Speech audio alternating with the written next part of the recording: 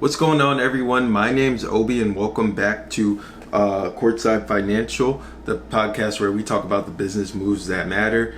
In today's episode, we're once again going to be talking about the Chinese EV market. There's a lot going on, but we're going to be talking about everything from market psychology to strategic positioning and just some serious bold moves that have got everyone talking. Now, I know many of you tune in because you're interested in NIO, and for those of you who are new to the channel and don't know, I'm bullish on NIO. I'm invested in NIO, but today's story transcends any one single stock or company. We're witnessing a fascinating three-way battle that's reshaping the EV landscape. And the moves being made right now, well, they'll determine who controls the market for the next decade or so. Let me start with some numbers that caught my attention. NIO just reported their June delivery figures. Folks, this is the kind of consistent execution that can lead to an empire being built. 24,925 vehicles delivered in June for the Chinese automaker. That's their second highest monthly delivery record and a new high for 2025. But here's what I love about these numbers. They tell a story of strategic diversification working exactly as planned. The main NIO brand delivered 14,593 vehicles.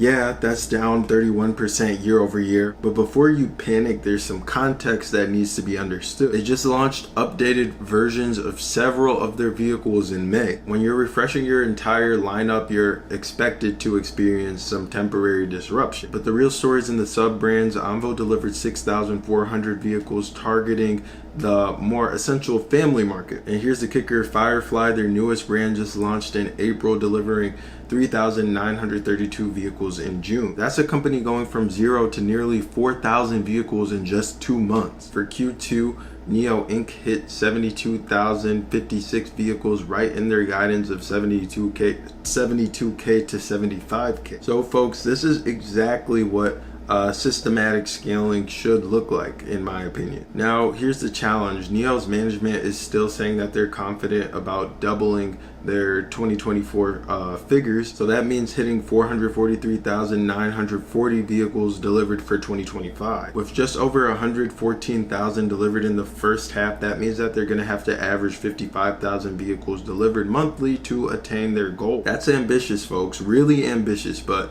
here's why I'm not panicking. They've got 3 brands now, all firing on all cylinders, and Firefly just dropped their battery as a service pricing coming in at around 79,800 yuan. That's over 30% cheaper than the full battery price. So NIO's building an ecosystem. They're not just selling cars. Now, here's where the story gets interesting. While everyone else is cutting prices in the brutal price war, Tesla did something different. They did something that's got the entire internet talking. Elon Musk actually raised prices. On July 1st, Tesla bumped up the Model 3 pricing by 10,000 yuan to 285,000 yuan. But there's method to the madness. They didn't just raise prices and walk away. The Model 3 long range now hits 753 kilometers of range, and they've also made the acceleration go from 0 to 100 in just 3.8 seconds. The Model Y long range got boosted to 750 kilometers at the same price. New battery chemistry,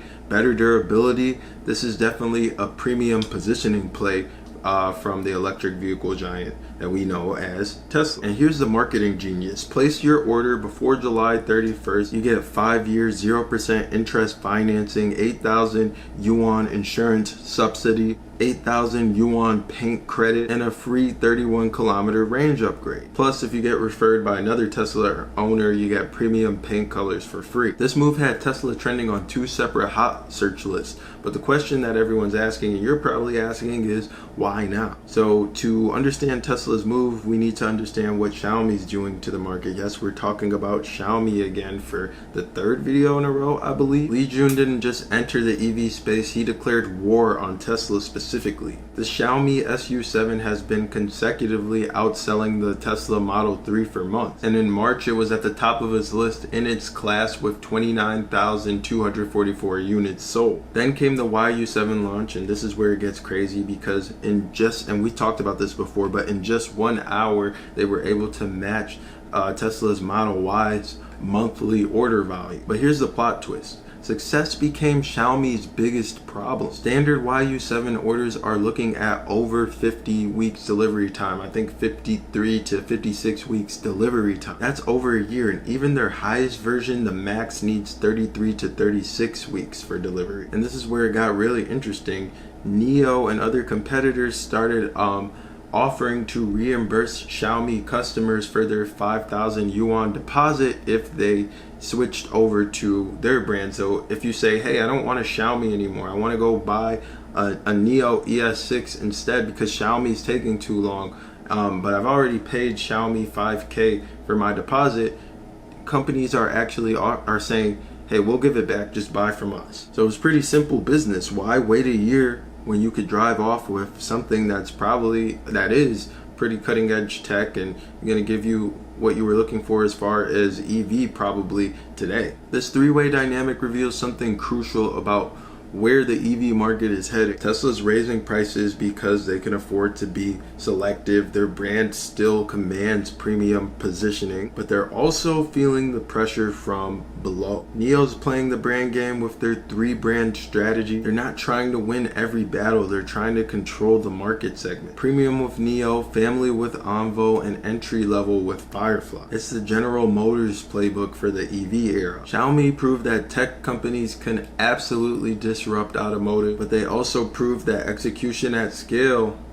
is harder than generating buzz. Having a year-long wait list isn't success, it's a supply chain crisis. Here's what I'm watching, because NIO's diversification strategy is designed for this exact moment. When Tesla raises prices, Firefly can capture price-sensitive customers. When Xiaomi can't deliver, Onvo can serve families who need cars today, not next year. Tesla's betting that their technology lead and brand power can justify premium pricing while everyone else races to the bottom. That's a risky bet in China, where local brands are innovating fast and pricing their products aggressively. The real winner here might be the consumers, who are getting better cars at lower pricing with more options than ever. But for investors, the real question is, who's building a sustainable competitive advantage? NIO's betting on an ecosystem and brand portfolio. Tesla's betting on technology and premium positioning, and Xiaomi's betting on disruption and viral marketing. The chess match continues, and the next few quarters are going to be absolutely critical. Thanks for tuning into Courtside Financial.